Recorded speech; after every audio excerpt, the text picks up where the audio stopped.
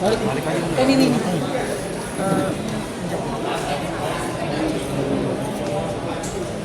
Sudah memberikan kesaksian lega kan? Atau seperti apa? Sebenarnya aku pengennya sih teriak-teriak ya, marah-marah gitu. Aku pengen banget karena aku memang pengen aku luapkan gitu ya penderitaan aku ini gitu. Cuma ya aku juga menghormati jalannya persidangan, yang mulia majelis hakim juga sangat aku hormati, jadi ya aku menahan emosi. Tadi sempat nangis, jadi seperti Iya, habis aku merasa terzolimi banget ya, nggak enak banget rasanya gitu. Jadi kayak batin tuh emang terganggu gitu, karena prosesnya kan panjang ya. Ini udah anakku aja udah mau 2 tahun. Awal-awal itu aku udah kayak orang gila, stres, sampai air susu aku aja kan nggak keluar ya. Jadi aku itu yang paling aku sesalin, sampai aku nggak bisa nyusuin anak aku karena keadaan aku tuh nggak stabil, stres, teriak-teriak, marah-marah, terus sama suamiku juga kan kita jadi bertengkar gitu. Tapi ya untungnya suamiku kuat, dia lebih strong, bisa tetap nemenin sampai hari ini. Itu luar biasa juga. Jadi dari yang diharapkan apa sih? Apakah kerugiannya atau uangnya balik? Kan ini sudah di persidangan. Ya kalau sejauh ini aku cuma berharap Stephen bisa menerima keadilan seadil-adilnya, dihukum yang berat, supaya bisa menjadi contoh buat orang-orang agar tidak melakukan kejahatan penipuan seperti ini. Karena korban yang dirasakan korban tuh luas gitu. Aku pribadi, papaku jatuh sakit sampai tulangnya patah, sampai hari ini masih patah karena nggak bisa dioperasi. Anakku jadi nggak dapet ASI karena akunya stres. Hubunganku dengan suamiku, kita berantem terus. Aku baru tahu kalau ternyata saat itu Vincent hampir mau menyerah. Terus aku juga dikejar cicilan rumah, nggak bisa bayar asuransi. Itu kan berat banget buat korban kayak aku gitu. Jadi ya mudah-mudahan hukuman bisa seberat-beratnya agar ini menjadi efek jerah buat calon-calon kejahatan lain. Mbak Jedar waktu laporan kenapa nggak Mbak Jedar aja yang lapor? Kenapa? Waktu bikin laporan, kenapa bukan Mbak Jedar aja yang lapor tapi sudah nipu? Saat itu kan saya punya kuasa hukum. Nanti itu hanya dari itu. Tapi ada yang bilang pada saat itu Anda Mbak Jedar sebagai saksi bukan sebagai korban. Itu gimana Mbak? Oh saya nggak ngerti. Waktu bikin laporan, Udah ya. Mbak Jedar itu sebagai saksi bukan sebagai korban Mbak. Kak tadi sempat nyampein pesan apa Kak ke dalam rangkaian-rangkaian tersebut, terutama ke konteks dakwaan yang memang sudah ditulis oleh pihak kejaksaan penuntut umum, itu tidak lebih hari ini sebenarnya sudah mewakili pada saat kami memasukkan nota keberatan kepada pihak pengadilan.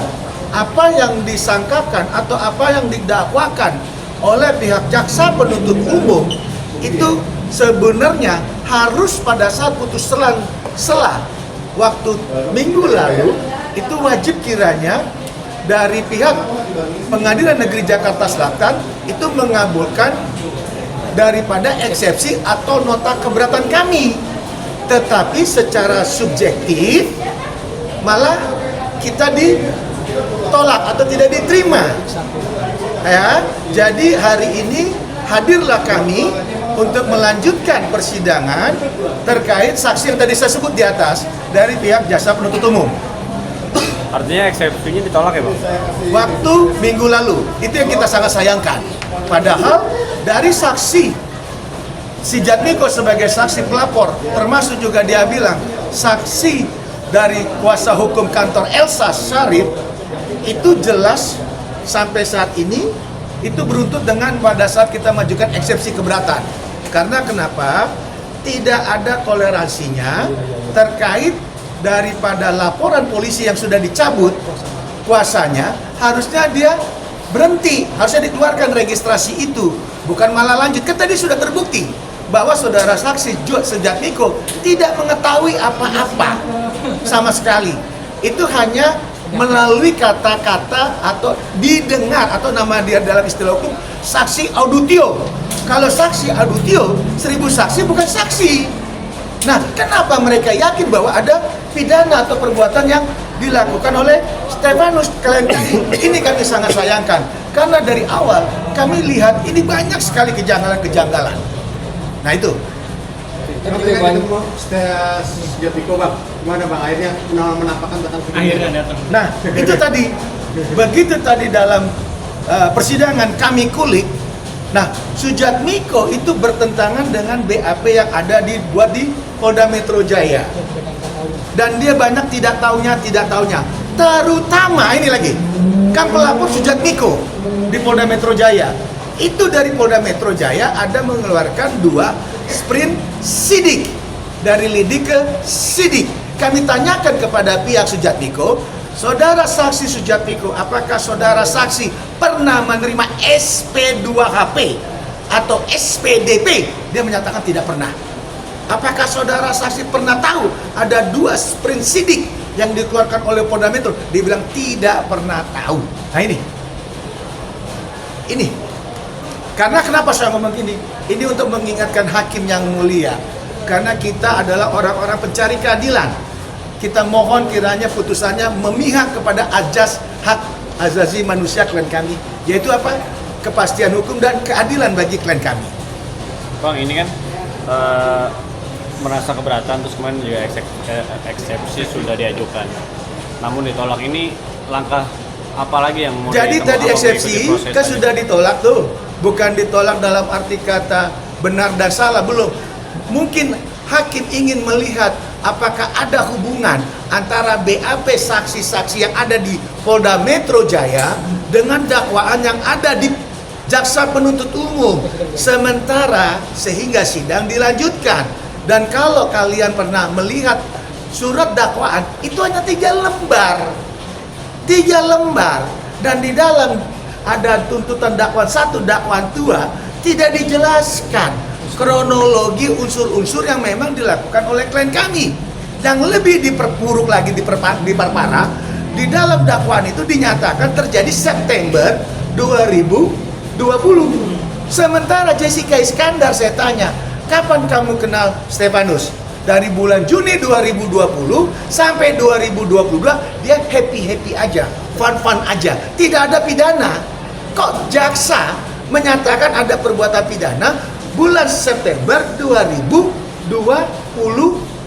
Betul nggak? Nah ini dari mana analoginya? Itu loh. Kami mohon juga agar sidang ini, baik itu Mahkamah Agung, terutama ketua, baik pengawas hakim, baik pengawas kejaksaan ataupun Kejaksaan Agung RI, tolong dilihat ini. Nggak boleh di negara kita menyangkakan, mendakwakan, apalagi nanti memutuskan memang orang yang tidak bersalah. Ada yang namanya adigum hukum, lebih baik kita melepaskan 1000 orang yang bersalah daripada 1 orang yang tidak bersalah. Ini adigum. Jadi kami mohon nanti di endingnya hakim bisa menilai bahwa apakah ada pidana yang dilakukan oleh klien kami. Dan dinyatakan juga tadi adanya perjanjian yang dilakukan antara klien kami dengan pihak Jessica Iskandar. Dan pihak Jessica Iskandar juga terkait mobil-mobil sudah menerima keuntungan 2 kali berturut-turut. Itu fakta persidangan. Jadi di mana pidananya? Dan terkait mobil-mobil yang lain, itu kan sudah jelas. Ada mobil-mobil itu pembagiannya, permodalannya berdua antara klien kami dengan Jessica Iskandar. Itu fakta loh. Jadi bagaimana dia bisa akumulatif 9,8 miliar dengan 11 unit mobil? Nah ini buktinya apa? Dakwaan jaksa nggak menemukan adanya 11 mobil dan tidak ada 9,8 miliar. Itu sudah dipertanyakan sama hakim. Dan tadi sudah dipertegaskan. Nah itu, jadi biar ini terbuka semua. Dan ini juga aneh. Di sini jelas dinyatakan bahwa saya sudah mengundurkan diri sebagai kuasa hukum dari saudara Jessica Iskandar tanggal 15 Agustus 2022. Ini BAP loh. Loh, kenapa bisa dilanjuti sidang ini? Ada apa Polda Metro Jaya? Ada apa dengan Jessica Iskandar? Hubungan apa mereka penyidik itu? Kok ngotot sekali? Apa ada sesuatu antara Jessica Iskandar sama penyidik-penyidik Polda? Atau ada target-target tertentu? Kita nggak tahu ini. Nah, sementara lihat ini di BAP-nya Jessica Iskandar 2 bulan 11 2022 ini menyatakan bahwa pelapornya Septio Jatmiko. Saya bicara semua BAP loh. Tidak ada asumsi, tidak ada adegan nangis-nangis, tidak ada adegan yang memang drama-drama karena kita bukan artis, karena kita adalah advokat. Jadi langkah hukum apa nih Abang lakukan? Ya langkah hukumnya kita ikuti persidangan ini, tapi dengan yang keluar sidang hari ini kami sudah puas, cukup yakin bahwa klien kami tidak ada niat untuk melakukan hal-hal yang memang dituduhkan pihak jaksa. Dan Vincent juga dengan Jessica Iskandar mengakui kok sudah terima bagian. Dan lucunya lagi, keterangan si Vincent di sini berbeda dengan fakta persidangan. Karena apa? Vincent bilang tadi dia kawin atau kenal Jessica tahun 2022. 2021 ya? Berapa tadi Jessica? 2021. Nah, ini sementara di BAP-nya tidak. Kita tanya juga masalah surat pernyataan ini, ya jelas-jelas di situ adalah dari kantong Elsa Sharif, tapi dia sangkal. Nah ini, jadi banyak sekali kejanggalan-kejanggalan. Ini fakta loh di dalam BAP, bukan dari asumsi saya loh. Saya bertanya hanya berdasarkan BAP yang ada dari Polda Metro Jaya. Berarti dari saksi-saksi tersebut bisa dibilang sangat bertentangan dengan BAP. Di sini ada 9,8 miliar, 11 mobil, dakwaan tidak ada. Hanya satu Alphard. Ada satu Alphard tuh. Satu Alphard, dan itu sudah terima keuntungan Jessica Iskandar. Senilai 3 bulan berturut-turut. Jadi itu 2 kali dia dapat 66 berapa itu? 66 juta kalau nggak salah. Dan saksi saya atau terdakwa tidak pernah terima mobil dan tidak pernah terima BPKB. Nah, dari uang sewa tersebut Jessica sudah menerima uang 204 juta. Berarti yang sisa mobil mengada-ada? Mengada-ngada lah. Nggak ada fisiknya Bang ya? Mana? Sampai sekarang Alphard pun tidak ada. Dan jelas itu tadi sudah disebutkan. Ya kan, saya tanya, mobilnya kamu lihat tidak? Di mana mobilnya? Di Polda Bali. Gimana bisa dijalankan?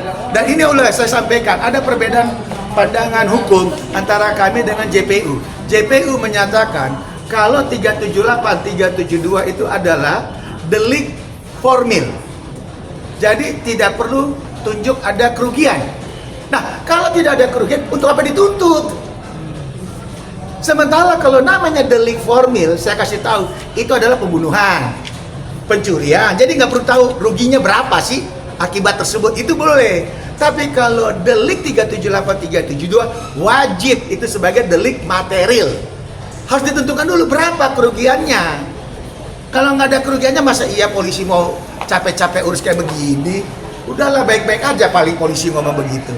Gitu loh, biar ngerti bahwa yang dibilang sama jaksa terkait delik formil, kami keberatan. Karena 378, 372 itu masuk dalam delik material. Oh, jadi optimis bebas ini. Puji Tuhan, haleluya, kita berdoa yang terbaik untuk klien kami. Tapi kalau kita punya fakta, punya hati nurani, hakim mudah-mudahan. Karena juga beberapa kali hakim kelihatan menarik kok. dari apa yang kita sampaikan dan kita pertanyakan. Dan jangan lupa Jessica Iskandar membuat surat perjanjian juga kok. Perjanjian kerjasama sewa menyewa dan sudah menikmati keuntungan. Kan sudah di ini Tadi dapat persaksikan kan di persidangan. Itu loh. Berarti hanya wan prestasi yang diduga. Harusnya wan prestasi. Dugaan wan prestasi harusnya. Mestinya ini adalah kalau dalam istilah hukum ada perbuatan tapi bukan ranah pidana. Perdataan namanya onslaverpak. Bebas secara murni karena ini bukan ranah pidana, harus keperdataan.